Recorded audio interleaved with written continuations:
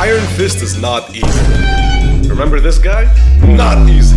He also has an auto-aim primary fire, a burst damage chase cooldown, technically, and a way to block damage? Okay, the comparison wasn't that good to begin with, but the point is, Winston essentially has the same kit elements that low-level players tend to think are overpowered or easy that Iron Fist has. And usually these just boil down to anything mechanically undemanding.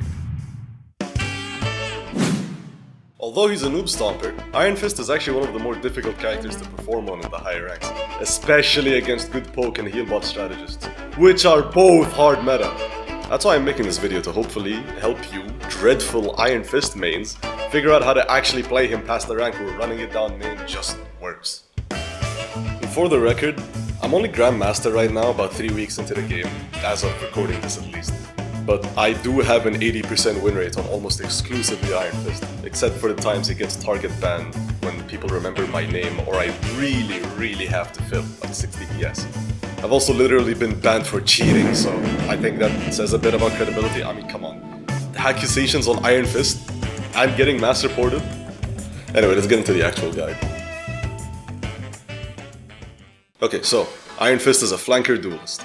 He also works well as a brawler, but if you learn how to flank, you should be able to easily figure out when and how to brawl instead of flanking. I think he works better as a brawler in many comps, but I'll teach you how to flank instead. So, before learning how to Iron Fist, you need to learn how to flank. Flankers in general rely on a certain skill set. In order of importance, in my opinion, they are engagement timing, as in when to take fights, when to come out of the shadows, killbox or kill line, and I'll get more into detail on this later. Engagement selecting, what fights to take, cooldown management and tracking, basically. And how to actually fight, mechanics, reads, the stuff you probably think is the most important because you're garbage. So let's start with engagement timing. Okay, what this boils down to is, does my target have enough on their plate? Here's an example.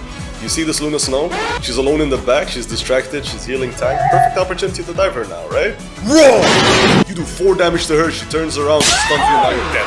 And I know what your incompetence is telling you, but I can just parry it. Wrong! It's just not worth the risk. You can get your parry red, you can just punch forever because she's getting healed. There's too much that can go wrong. Real engagement timing is all about being a secondary threat to your target, rather than the primary threat. It can be as literal as only going for 2v1s, or as small as just being the less scary thing in a team fight. The easiest way to better time your engagements is to just go in when many blew in, many teammates. But the best way to learn how to time them in any situation, long term, is to picture if your target is allowed to focus on you. If they are allowed, you probably shouldn't go yet. So let's try the Luna example again, but this time, your Venom just went on the back line right before you. If you go in now, the Luna will have to choose between you and Venom. She'll likely still choose you because you're far more likely to die than Venom is. Oh, you're far more likely to die than Venom is. But it wouldn't be for free. Either you will survive and kill her, Venom will kill her, Venom will kill whoever else is there in the dive, or nothing happens and some cooldowns are forced. Far less risk for similar reward. The killbox. The killbox or kill line is an imaginary border on the map that moves with context. Put simply, if enemy in killbox, I'm allowed to go on enemy. The killbox typically forms around your team side of any particular choke, although the best criterion for it is if I fight in it, I'm likely to get helped. You should still flank and time with your tanks and play as you would, but you should rarely ever attempt to take a fight that's too far from your healer's effective range, or inaccessible to a teammate that could help you fight. You'll come to notice that this is a lot easier to do on defense, but it's almost as important on offense.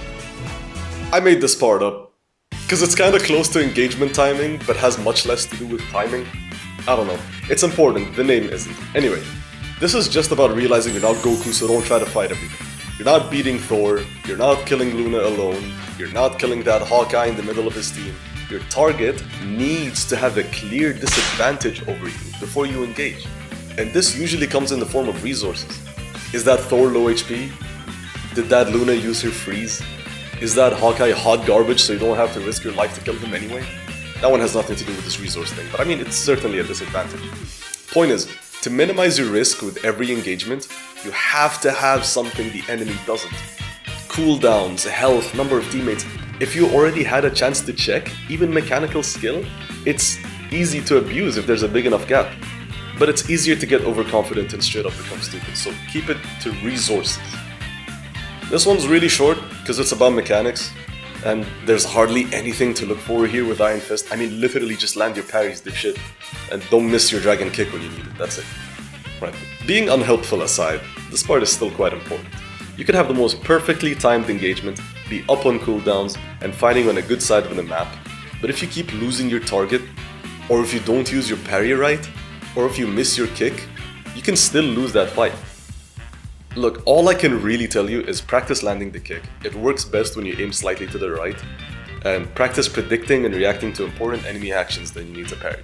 Like Luna Freeze, Mantis Sleep, Hawkeye just aiming at you, Spider-Man pull and uppercut, Bucky hook, the list goes on. And it comes with experience and a lot of focus before it becomes natural.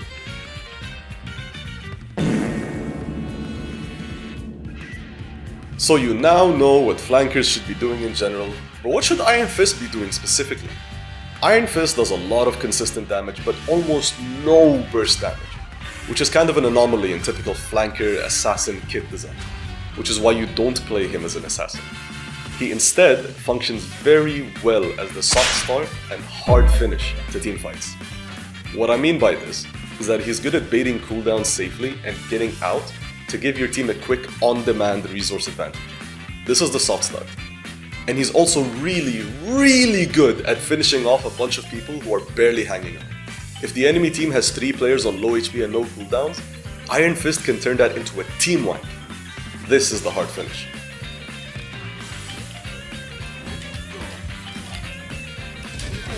Got Loki. And Spidey. Maybe Panther, hold on. Yes, Panther. Tail! Tail! A typical Iron Fist game in higher ranks goes like this. You use your heal to get to 300 HP, you flank to the enemy backline, punch the healer a bit until they turn to look at you, bait their stun or whatever with a parry, then dragon kick out. And you repeat the whole process until you can actually kill someone after the parry. If this sounds lame, it's cause it kinda is. Pray they nerf the healing or poke in this game, I guess, but for now this is it. For his ult, you should follow the same rules that you do without your ult. Think of it as only making an existing advantage bigger, or forcing an advantage out of a balanced fight. You should rarely ever use it to turn a losing fight around, since you're so easy to shut down. To be clear, Iron Fist's ult gives you permanent charged punch with extended range, a minor damage and movement speed boost, and most importantly changes your parry's cooldown to 3 seconds for the duration of the ult. So it very literally is just a better Iron Fist ult, rather than a game-changing ult. So please, use it as advertised.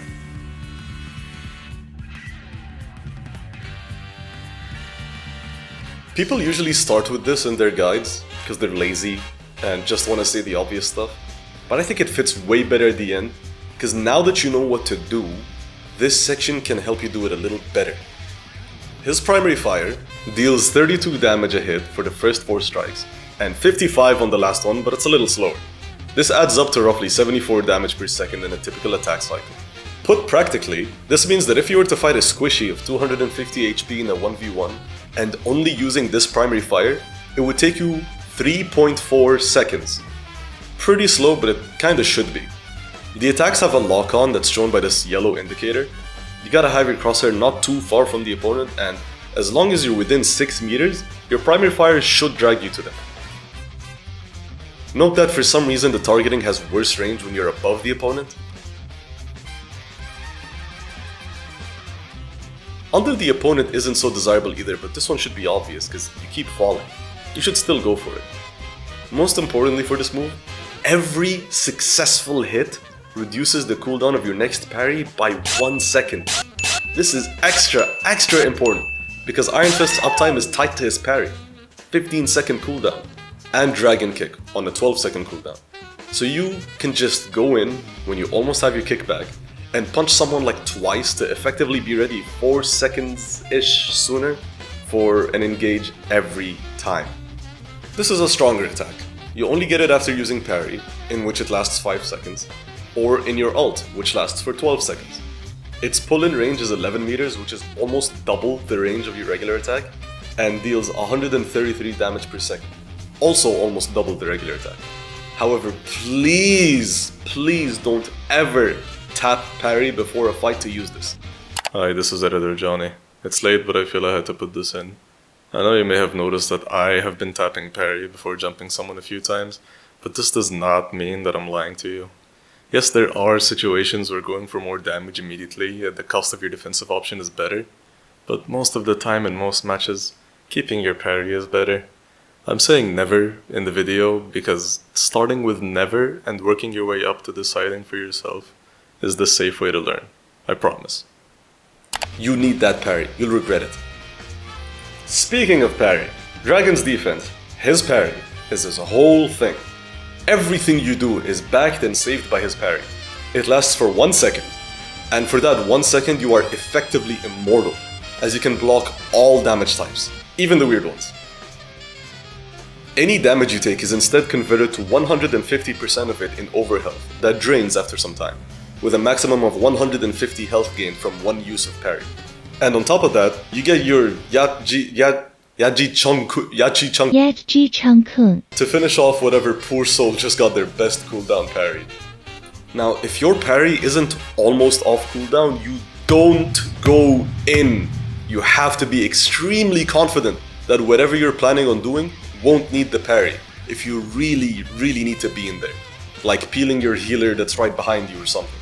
By the way, if you're unaware, peeling just means to turn back to a vulnerable teammate and help them when they're getting dove. Read the book. Anyway, I'd say a 2v1 on your team's side is a typical don't need parry situation.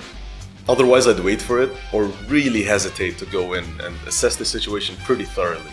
However, depending on the map, you can actually just aura farm and go in anyway, because some maps really let you get away with just double jumps and a wall run to escape. You still shouldn't do this, just keep your parry, man. This is a dash attack that stops on collision. It dashes in the direction of your crosshair for 12 meters, but you can go much further if you aim up and chuck yourself like a grenade, because your momentum only stops on the ground, and even then you can bunny hop a few times to keep it. Anyway, get used to making sure that you have an upwards escape route behind you at every engage, because you can get the furthest out the most easily when there's no roof that will stop your kick. The other, inferior way to use the kick is for some burst damage. Honestly, the only kind that Iron Fist can get, but using it this way is very risky, since if it doesn't kill, or misses, or even if you do get the kill, you still have no fast way to get out. I personally recommend only ever doing this when getting out either seems really easy or impossible. Anything in between and you should save it for escape. That is until you build a better understanding of when to go for either option, obviously. This is just like a starter idea if you can't choose. Anyway, the first kick deals a flat 30 damage, and the second kick does damage based on the opponent's health. The way it works is from 100% down to 50% of their HP. The second kick scales up from 35 to 70 damage respectively. In other words, the max damage you get from this ability is 100 when the opponent is at half HP or less. And so, just to throw these out, the highest, quickest burst damage achievable on Iron Fist is to cancel the 5th hit of his combo immediately into Dragon Kick when the opponent is at about half HP, dealing 155 damage. And his kill combo for a full HP, 250 health squishy is to use your Dragon Kick after 4 basic attacks in a regular cycle. Aside from that, I highly recommend to never bother with using the kick for damage if you have super punches, since the difference in DPS is not nearly worth the risk. Unless you're in your ult, then do as you please. We only have the basic stuff left, so I'll just go over them in a quick fire round now. This is a self heal that only really works if you're in a safe enough position to not get shot or chased quickly. And exceptions to that are very rare. It can heal you all the way from 1 HP to 300, so it can always cover your entire health bar. The 50 overhealth gained from this heal does not decay over time, like the rest of his overhealth gains. So it's best to use this literally as early as you want before every fight. I'm not kidding, I literally use it in the spawn room before the round starts, and on every respawn. With that, you enter every fight with 300 HP, and your heal is already off cooldown by then anyway.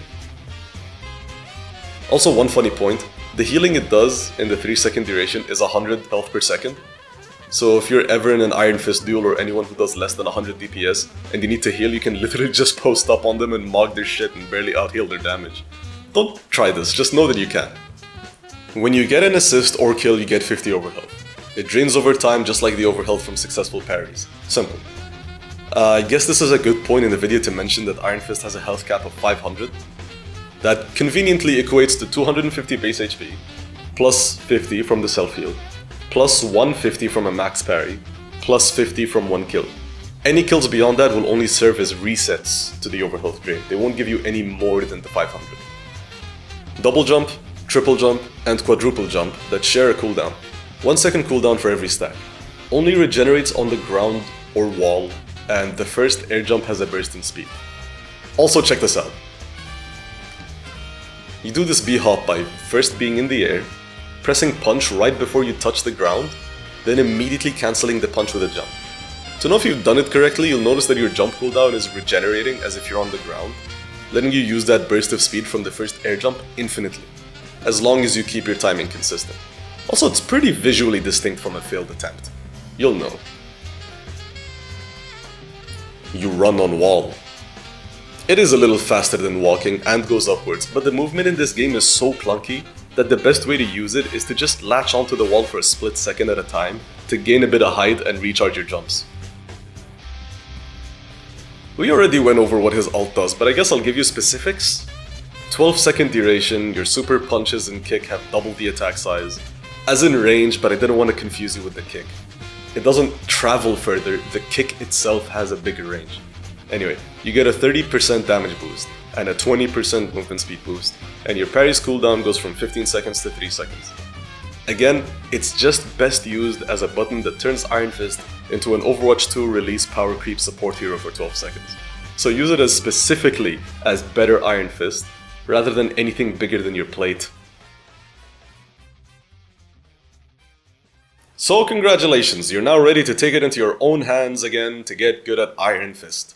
You know the importance of timing your engagements, you kinda know what a killbox is, I should have talked about it more, which helps you avoid dumb flanks that won't work. You know who you should be fighting and under what circumstances, and there isn't any more hidden info on the character that could be stopping you from optimizing every decision. For now, we'll probably figure more stuff out. There's still plenty of skills that you'll develop along the way. Things like map control and an advanced understanding of the killbox, which I'll have a video on soon inshallah, so subscribe if you want to see it, since this is literally my first video, so it's not like I'll be on anyone's recommended anytime soon. What you need to do now is hop on the game and play a bunch of ranked with this newfound knowledge.